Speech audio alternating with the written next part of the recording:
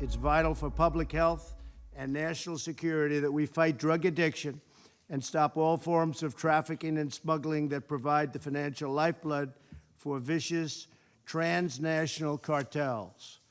In the United States, we're taking aggressive action, securing our borders, supporting law enforcement, devoting record funding to the opioid crisis, and promoting treatment and recovery. This week, 130 countries signed a U.S. pledge to renew the war on drugs. Canada was one of them, and that's attracted some criticism both abroad and here at home.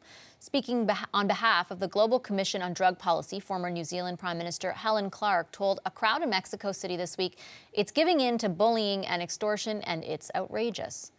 One of the government's own MPs also voiced concern, tweeting, "Drug prohibition is an abject failure and causes more harm than any drug use in our society." We'll hear from that MP momentarily. But first, why did Canada endorse America's War on Drugs declaration 3 weeks out from legalized marijuana in this country? Earlier this week, I spoke to Canada's Minister of Health, Jeanette Petitpas-Taylor. We signed an action plan with 130 countries as we recognize that problematic substance use is not just a problem that happens in Canada. It's certainly a global issue, and we feel that it's very important to work with our partners globally. You don't, I guess, see any irony in signing something like that with marijuana legalization just a few weeks away? Well, I think those are two different topics, really, I have to say. When we look at the work and the reason why that we're signing on the action plan is that we recognize that we need to have a global conversation when it comes to problematic substance use.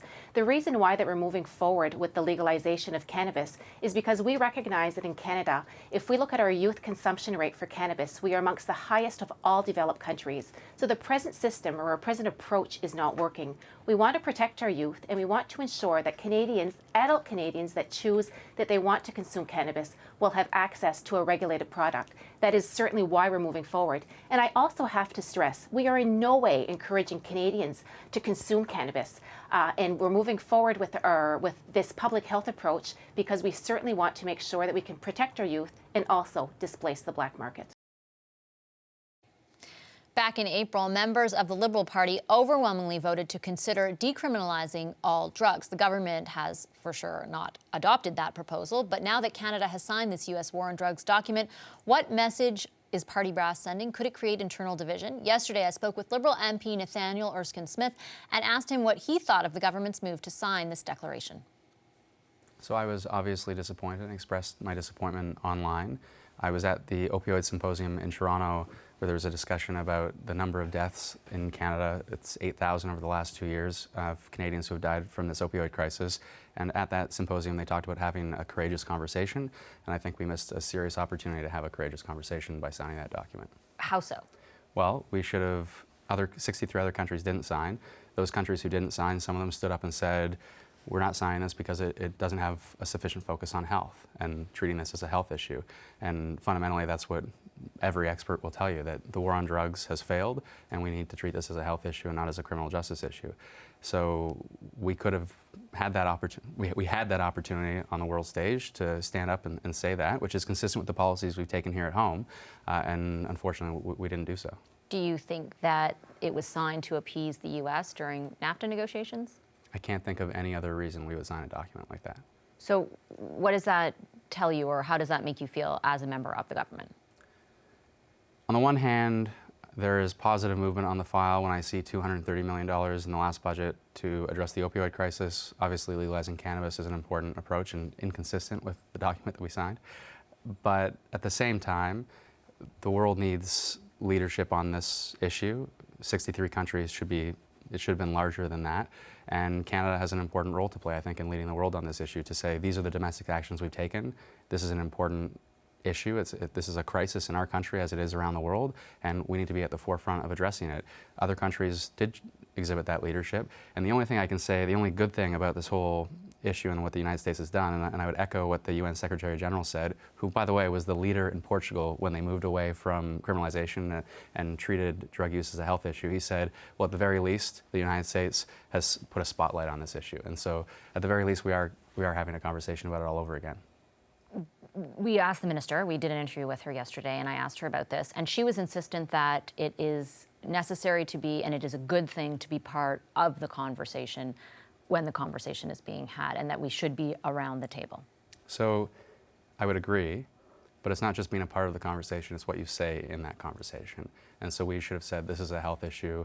We've said this at home. We're going to say this abroad. We're going to stand up on the world stage and say we should be treating drug use as a health issue, not as a criminal justice matter. We're going to follow the evidence, and that's where the evidence leads us. Do you think that there is an element of hypocrisy here? And I'm asking because you specifically tweeted a quote from former Health Minister Jane Philpott. She said, as a doctor who has worked in both Canada and sub-Saharan Africa, I've seen too many people suffer the devastating consequences of drugs, drug-related crime, and ill-conceived drug policy. So I tweeted Jane Philpott, who I agree with everything, and I agree with everything she said there. I tweeted Kofi Annan, who said the same thing, that we need to move away from the war on drugs. It's a failure. I tweeted a letter from 500 esteemed signatories and Nobel laureates from 20 years ago who said the same thing. So if we can't, 20 years later from that document, say the same thing that Kofi Annan was willing to say the same thing that former prime ministers and presidents across the world are now willing to say through the Global Commission on Drug Policy, it's great that former presidents and prime ministers are saying we need to end the war on drugs. Better yet, if a sitting prime minister and a sitting president say the very same thing, I think it's that much more impactful. So why won't members of cabinet and the prime minister do that? I mean, your party overwhelmingly at the convention supported that. It was one of the most popular positions put forth, but they have not bent. As a politician, can I say politics? You should. So please do, yeah. I think at the end of the day, the evidence will take us where we need to get, and it's only a matter of time. And the more Canadians learn about the evidence and the failure of prohibition, the fact that it actually incentivizes organized crime, the fact that we see thousands of Canadians die. I mean, gun violence is an important issue in my community. In the last 2 years, we've seen hundreds of people die because of firearms violence across the country. We've seen 8,000 Canadians die because of the opioid crisis alone, and that's not counting other drugs and other substances that are completely unregulated because of the black market. So this is an incredibly important issue that we should be tackling head on. And the only other thing I'd say about this question of hypocrisy, I would say, on the world stage, I wish we'd taken a greater leadership role. I wish we had not signed that document. But at the end of the day, having a courageous conversation does not matter for now to save lives. We need to take courageous action. And so sign whatever non-binding document you want to sign on the international stage if it means a better NAFTA deal. But we have to then double down on our efforts here at home to make this a health issue fully and finally. But other than legalizing marijuana and, precipitating more safe injection sites, what has your government done to do that? So those are incredibly important steps, though. Let's not discount those. Expanding treatment options across the country. So that's a good starting point. And what more do we need to do? I think at the opioid symposium, they talked about not only expanding upon and moving towards decriminalization to say we need to treat this as a health issue, whether you want to call it diversion, decriminalization, there are all sorts of ways of having the conversation that I think are easier ways politically, but we have to get there. There are other conversations that are important to be had as well. Decriminalization is not the full and final answer. That at the end of the day, people are dying because they don't have access to a safe supply. So if we are providing decriminalized spaces across the country through safe injection clinics or safe consumption sites, a safe supply is a fundamental next step to save lives. Your motion, though, at the convention was about decriminalization. Have you had any conversations with the health minister or the prime minister since then that would lead you to be optimistic that's anywhere down the road? I am not optimistic that tomorrow we're going to decriminalize all drugs, not in the slightest, but I'm optimistic based on the leadership that our membership showed at the convention, and I'm optimistic based upon the fact when I see the chief medical officer in the city of Toronto say we need to move this to a health issue, we need to move this away from the criminal justice sphere. I'm very optimistic when I start seeing people in sitting positions of authority on the medical side continue to speak out so publicly. Does it ever make you reconsider your party affiliation? No, not at all. I mean, I am one of the thousands of Liberal members who voted in favor of that policy resolution. And I should say, it's Liberal governments that have led the charge on harm reduction and evidence-based decision-making in drug policy. We were the ones behind Insight. So when the Conservatives tried to shut that down, the Supreme Court, a 9-0 decision, said no, its benefits have been proven, it saves lives. That was defending a Liberal government's record. So we need to stand on that record, and we need to pursue that record in the future so we save even more lives. Okay, thanks a lot. Really appreciate your time. Yeah, of course. Thanks very much for having me.